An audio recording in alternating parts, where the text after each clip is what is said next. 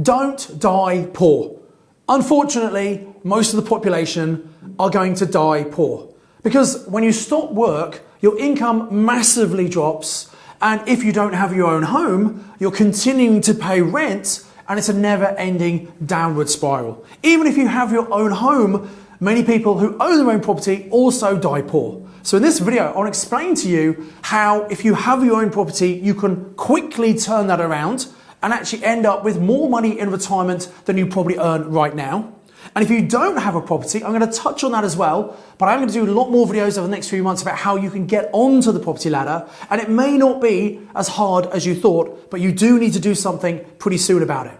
Because I do think it's going to get harder for the average person to get onto the property ladder in the next 5 years. And also it's going to be harder for the average person to become a property investor with multiple properties in the next 5 years. So now is really an important time. And particularly right now, it's a great time in the UK property market because we are in a buyer's market. There are more people looking to sell than they're looking to buy.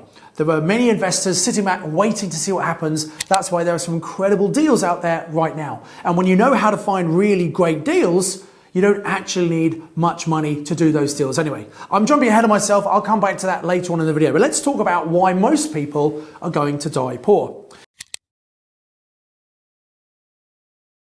I said, even if you own your own home, and if you have your own home, you probably have a repayment mortgage. And that's because at some point in the future, usually at retirement, which might be 65, 70, the mortgage company know you're going to have a massive fall in income, and thus they want the property paid off. And I don't know about you, but if you were like me, I was always told that you should get your own home, pay down the mortgage as quickly as you possibly can. You'll have a lot more money in later life. And I suppose an element of that is true. If you have a property and pay the mortgage down quickly, you're then living technically for free without having to pay rent or a mortgage. You're just paying the bills. And what that means is you have more money in later life. But here's the big problem. I'm sure you've heard about many people who have a nice, big, valuable property, but because they have assets, but not necessarily cash flow, they can't afford to enjoy that, but they can't even afford to heat that property. And they live in 1 or 2 rooms. And then if they stay there till they die, when they die, there's a personal inheritance tax relief, which by the way, hasn't changed since 2009. So it's definitely a stealth tax because the value of properties have gone up significantly since 2009. And the current government have frozen that level at 325,000 until 2030. So ultimately, if you have some assets, a property you've worked hard for, you've paid off, you could pass it all to your partner, tax-free, but when they die, there's probably going to be inheritance tax. And inheritance tax is 40%. So you've worked hard all your life, you've paid off your own home, which is what we've been told to do, and then when you die, your estate's going to pay a whole load of tax. Doesn't really seem very fair. Or maybe you didn't get to stay in your home, maybe you had to go into care, and the local council takes the property in order to pay for the care. Either way, those are not a good solution. And what some people do is they then have to sell the big house, they downscale to a smaller property in a cheaper area, and then what they do is they put the equity from the property in the bank and they live off the equity in their old age. The problem is we don't know how long we're going to live, we don't know how much money we need, and very often if they might have a big chunk of cash at first, they spend that way too quickly and they end up dying again poor, which is what's going to happen to the majority of the population. Unless you decide to do something about it. You need to accept personal responsibility. Now, I know a lot of people, unfortunately, in this society expect the government, the state to provide for them, and they do to a certain extent. And with AI, robotics, and lots of people losing jobs, and just this week they reported in the news that unemployment is at record levels right now. And I think it's only going to get worse. So if you're waiting for the state to support you, I think that's not a wise plan. You need to have a plan on how you can become wealthy. And you can do it in a very ethical way that actually helps other people. Now, one of the best things you do, rather than selling your property and living off the equity in the future, and you don't know how long that's going to last, the secret to becoming wealthy is creating cash flow, creating income streams. And I meet lots of property investors who sometimes have assets, but because they haven't bought the right kind of properties, they don't have as much cash flow as they need. So here's the idea.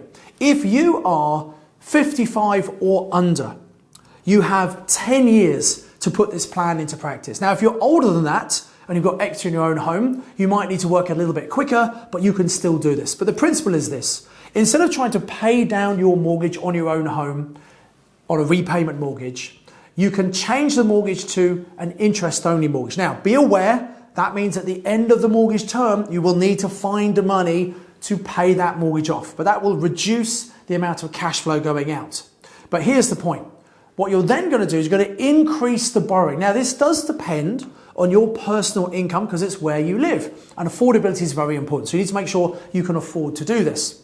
But if you increase the borrowing, that gives you a chunk of cash that you can take out. You then use that to go and buy some other assets, some other investment properties. And you use that chunk of cash as the seed deposit, so you get some buy-to-let mortgages on your investment portfolio.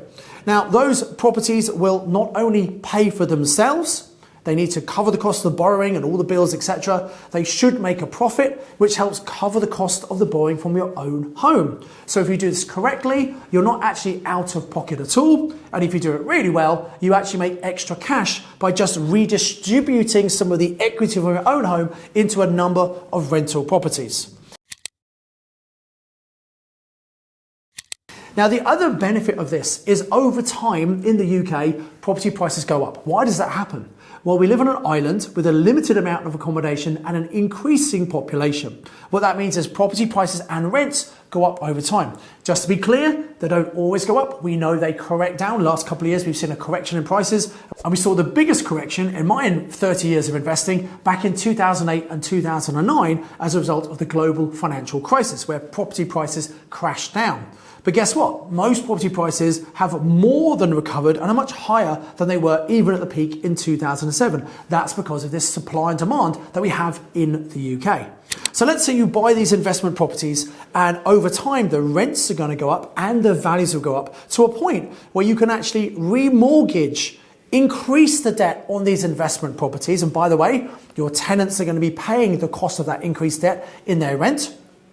You can then take out some cash and then you can pay off your own home in full. So you still end up with your own home paid off in full. You're just borrowing some of the equity now, successfully investing that, and then paying it back in the future.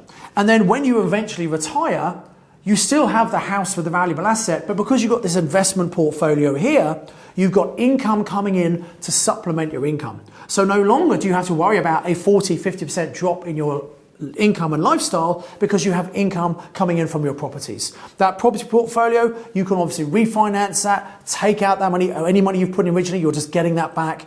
You don't pay tax on it. And then also, as the value of the properties go up, you might decide to sell a couple of properties. You would have to pay tax on those properties, but still there's a lot of extra cash, which you wouldn't have had if you didn't redistribute your assets.